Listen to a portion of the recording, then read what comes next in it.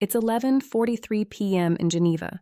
In 7 hours, the doors of the Intercontinental open for the first direct U.S.-Iran talks in nearly 7 years.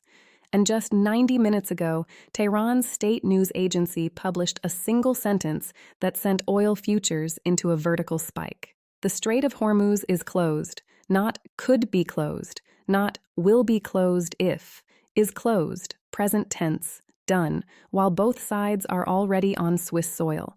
Think about that with me. The most important maritime choke point on Earth, 21 million barrels a day, a fifth of global oil consumption, and Tehran just declared it shut as casually as you'd announce a road closure for construction. Something here doesn't add up, and that's because almost nobody is seeing the one detail underneath all of this, a detail buried so deep in a technical shipping advisory that it took a specialized maritime risk firm 36 hours to even flag it. By the end of this video, I'm going to show you that detail. And when I do, it's going to change everything you think is happening right now. I'm Professor Elena Voss. Let's pull this apart together. So the public narrative has been building in 3 signals. And when you lay them out side by side, you start to see that what looks like chaos is actually the most precise, calibrated pressure campaign Iran has run in a decade. Signal 1 hit 6 days ago. A routine NOTAM, a notice to airmen, appeared in Iran's aviation circular. It warned of hazardous military activity in the Gulf of Oman, just outside the Strait's eastern approach, beginning exactly 72 hours before the Switzerland talks. Airlines barely flinched. Why would they? Iran files provocative NOTAMs all the time. Everyone assumed it was a live-fire exercise, saber-rattling, the usual. That was the moment to dismiss it. And almost everyone did. But here's where you'd ask me, if it was just posturing, why was the timing so surgically specific? Hold on to that question, because signal 2 is where it starts to get genuinely alarming. 3 days ago, the U.S. Navy's Fifth Fleet issued a one-line statement confirming that the USS Roosevelt Carrier Strike Group, which had been rotating out of the region, had its departure delayed indefinitely. No explanation, no reason given. But within 4 hours, insurance underwriters in London had already begun quietly repricing war risk premiums for tanker hulls transiting Hormuz. Quietly, that's the key word. No headlines, no flashing alerts.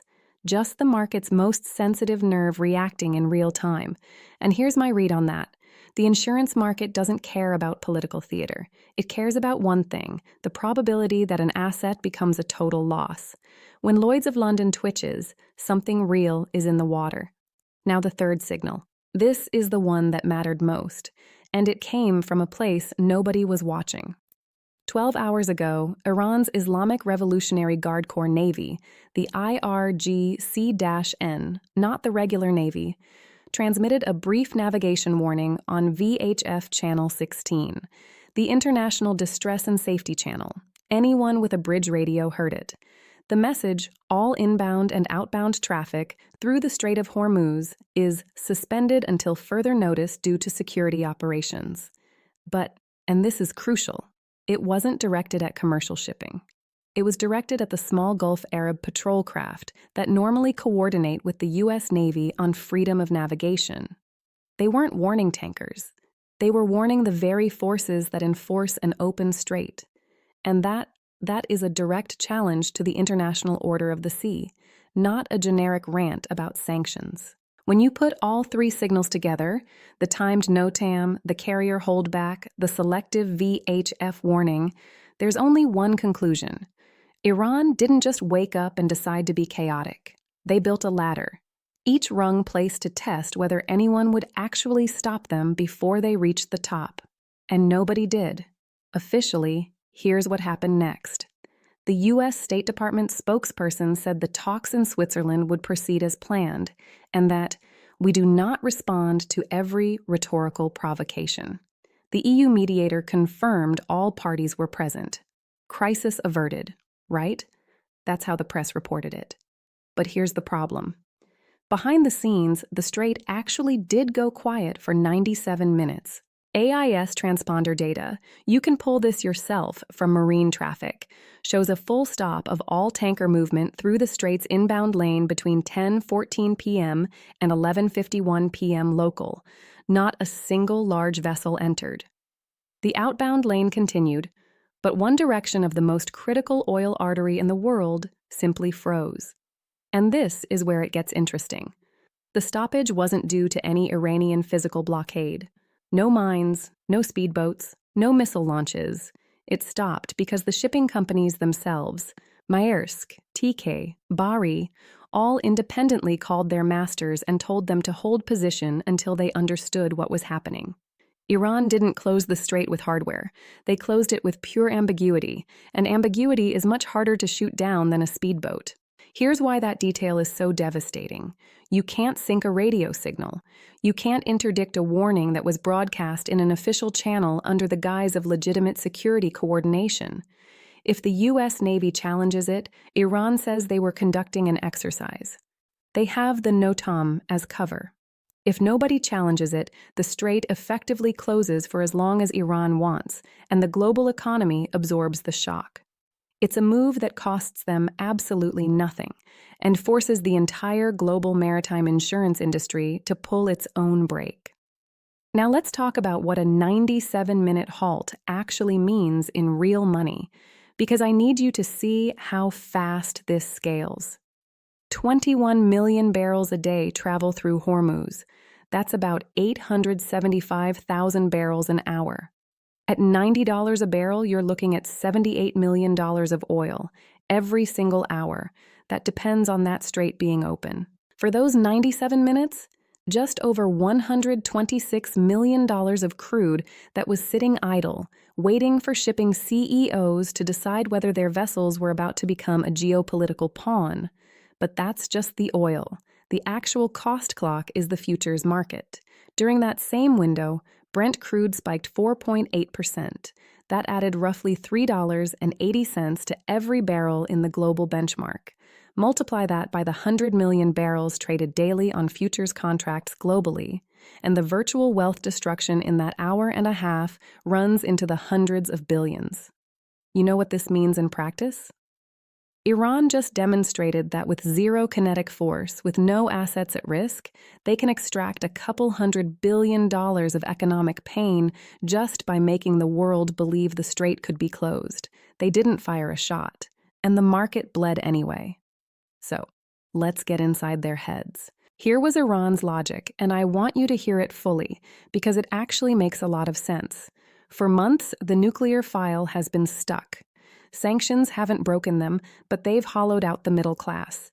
The rial is in freefall. The reformist faction inside the regime is screaming for a deal. The IRGC hardliners are screaming that any deal is surrender.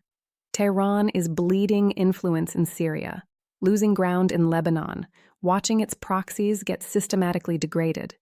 From their perspective, they're walking into Switzerland with a weak hand. So what do you do when you have a weak hand at the negotiating table? You don't negotiate at the table. You change the table. You open a second front so terrifying that suddenly your nuclear concessions look like the reasonable option. You make the alternative to a deal. Hormuz closed, oil at $150. A global recession, so unthinkable that the U.S. is forced to accept terms it would never consider in a neutral setting. That's the strategy. Move the negotiating floor by threatening the global economic ceiling. And on paper, it should have worked. It's classic coercion theory. Thomas Schelling wrote about this in 1966. The threat that leaves something to chance is often more powerful than the threat that is absolute. But then one thing happened that they never saw coming. The global shipping industry had already stress-tested this exact scenario 6 months ago. Remember the Red Sea crisis? When Houthi attacks forced carriers to reroute around the Cape of Good Hope? The industry learned one irreversible lesson. In the face of ambiguity, default to caution. So when the IRGC Navy sent its VHF warning, the shipping companies didn't wait for CENTCOM's guidance. They didn't wait for the White House. They pulled the brake immediately, and in doing so, they did Iran's job for them, proving the power of the threat, but they also exposed the limit of Iran's actual control. Iran wanted to look like a gatekeeper. They ended up looking like a kid who found the emergency stop button on a factory floor. Yes, the factory stopped, but they didn't control how long or what the consequences would be or who would come running to restart it. And that didn't just kill Plan A. Plan B went down with it. Now here's where we go inside Iran, because the real battle right now isn't on the Gulf of Oman. It's in the room where the actual decision was made to broadcast that VHF warning. You've got three factions inside the regime. First, the Pezeshkian wing, the president, the reformist-adjacent pragmatists. They desperately want these talks to produce a sanctions relief package. They know the street can't take another year of 40% inflation. They want the Strait quiet, the deal signed, the money flowing. Second, the Khamenei inner circle, the Supreme Leader's office. They're not pro-deal and they're not anti-deal. They're pro-survival. They'll back whichever faction looks like it's winning. Right now, they're uncommitted, watching the test run. Third, the IRGC Navy Command, specifically the Quds force-linked elements that control the speedboat swarm and the coastal missile batteries. These are the people who actually benefit from chaos. Every day the Strait is in the news, their budget justification gets stronger. Every spike in oil prices fills the gray market export accounts they control. My read? The VHF warning did not come from the president.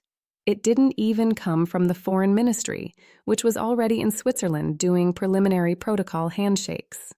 It came from the IRGC-N, operating under the protection of the NOTAM, with tacit permission from the Supreme Leader's office to test the envelope. And that means, and this is the part the headlines miss, the people who are supposed to be negotiating peace in a few hours are not the people who just threatened war.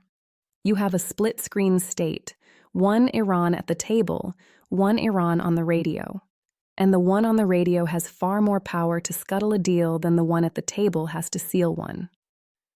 I want to pause for a moment here. If you're finding this level of analysis useful, if it actually helps you understand what's happening beneath the headlines rather than just repeating them, hit subscribe. I do one deep dive like this every week, and I don't waste your time. All right, let's keep going. Now let's go beyond the headline, because there's a puzzle here that almost everyone is answering wrong. Why did Iran choose to stage this confrontation through a VHF radio warning rather than, say, a dramatic missile test or a naval parade in the Strait? The answer looks obvious. It's low cost, reversible, deniable. But I think that's surface level. I want to offer you three deeper explanations, and then I'll tell you which one I believe the evidence actually supports. Option 1. It's a message to China. China imports about 40% of its oil through Hormuz. The Chinese Communist Party watches energy supply stability more obsessively than any government on earth, because energy disruption means social instability, and social instability is the one thing the party will never tolerate. By threatening the Strait, Iran is sending a direct signal to Beijing. If you don't pressure the U.S. to soften its negotiating stance, your energy security becomes our bargaining chip. It's a risky gambit. China doesn't like being coerced, but it would explain why the warning went out in a way that tanker captains, many of whom work for Chinese-owned fleets, would hear immediately. Option 2, it's a domestic audience play. The IRGC needs to demonstrate to the Iranian public that the revolution can still bite back. After the humiliation of the April 2024 missile exchanges where Israeli air defenses, with U.S. and Arab help, intercepted nearly everything, the regime's aura of military deterrence is badly damaged. Shutting down global oil traffic, even symbolically, even for 97 minutes, restores the perception of potency. Option 3, and this is the one I think is actually happening, it's a negotiating pre-positioning move aimed not at the American diplomats, but at the European and Gulf Arab mediators in the room. Iran knows that the U.S. can withstand economic pressure. What the U.S. cannot withstand is allied fracture. By demonstrating the ability to panic the oil market with a single broadcast, Iran is telling the Saudis, the Emiratis, the Qataris, the very countries hosting U.S. bases and funding reconstruction in Gaza, that any prolonged confrontation in the Gulf will bankrupt their sovereign wealth funds before it bankrupts the U.S. Treasury. It says, "You're the soft underbelly, not Washington. Your pressure on the White House to compromise is our real goal." And I say option 3 is the most likely because of one piece of evidence that almost nobody caught. Within 20 minutes of the AIS stoppage, the Saudi Energy Minister's office called an unscheduled meeting with the U.S. Chargé d'Affaires in Riyadh, not the ambassador. The meeting was kept intentionally below ambassadorial level to avoid leaks. The readout, which barely got mentioned, said they discussed coordination on energy market stability. That's diplomatic code for, "We're terrified, fix this." And the moment Riyadh panics, Washington's unified front in the region cracks. That is exactly the dynamic Iran wanted to create. Not a blockade, a wedge. So now we come to the buried detail. Remember I mentioned a technical shipping advisory that almost nobody read? Here it is. Buried in paragraph 47 of a 91-page report from the Joint War Committee, a little-known Lloyd's-affiliated body that defines high-risk maritime zones for insurance purposes, there's an addendum dated just 3 weeks ago. It quietly added a new listing, IRGCVHF, Channel 16 Manipulation Risk, to the Gulf of Oman Threat Matrix. This wasn't a general listing. It specifically warns underwriters that the IRGC is developing the capability to issue false or coercive navigation instructions over the international distress frequency, creating ambiguous command and control environments in which commercial masters cannot reliably distinguish legitimate from illegitimate authority. That language, ambiguous command and control environments, is straight out of hybrid warfare doctrine. The Joint War Committee had identified this exact maneuver, the VHF broadcast, as a forthcoming tactic before Iran executed it. They saw it coming. The shipping industry saw it coming. And Iran didn't know they saw it coming, which means the 97-minute stoppage wasn't proof of Iranian strength. It was proof that the international system has already absorbed this tactic, priced it in, and is developing countermeasures, including pre-positioned holding zones and alternative routing protocols that can be activated within hours. And here's the new dimension that opens up. If the most feared weapon in Iran's arsenal, the Strait of Hormuz, is now a move that the maritime industry pre-briefed as a foreseeable risk, then Iran's ultimate deterrent is losing its edge right as they walk into the negotiating room. They're playing a card the other players already knew was in the deck, and they don't realize it yet. This brings me to the evergreen lesson, the thing that will still be true 6 months from now, when the next crisis in the Gulf erupts and the same headlines recycle. The strategic value of a chokepoint is not determined by the nation that sits on it. It's determined by the degree of global preparedness to bypass or absorb its closure. In 2024, after the Red Sea shutdowns, the world rewired a significant portion of its maritime logistics. Shipping now has playbooks for Hormuz disruption that didn't exist 3 years ago. Alternative pipeline routes through the UAE and Saudi Arabia, though insufficient to replace the full volume, can keep core Asian refineries running for weeks. Strategic petroleum reserves in the US and Europe can buffer about 90 days of full Hormuz outage. Iran's leverage hasn't disappeared, but it's decayed far faster than Tehran understands. And the tragedy, the part that haunts me, is that the Iranian officials walking into those talks in a few hours genuinely believe they hold a trump card that the world is terrified of. They're right that the world is still afraid. They're wrong about how much time that fear buys them. So where does that leave us, standing here at midnight before the talks? The internal dynamic is already dictating the next move. The IRGC hardliners, having demonstrated the VHF tactic once, now own a weapon they can deploy again at any moment during the negotiations. The Pezeshkian team, trying to negotiate in good faith, will be constantly undermined by a parallel power center that can trigger a $100 billion market spike with a radio call. That is not a negotiation. That is a hostage situation where one hand of the hostage taker is trying to make a deal while the other hand is holding the detonator, and the Supreme Leader is watching both hands to see which one gets a better result. And that brings me to the devastating final line, the thing I haven't been able to stop thinking about since I saw that addendum in the JWC report. When a regime that spent 40 years promising it could close the Strait of Hormuz finally tries to close it, and discovers the world already wrote the insurance policy for that exact move, the promise is already dead, and the only ones who haven't read the actuarial table are the men who made the threat. I'm Professor Elena Voss. If you want to understand what actually happens in those negotiations, not what the briefings say happened, subscribe and hit the bell. This story is not over. It's just entering its sharpest chapter.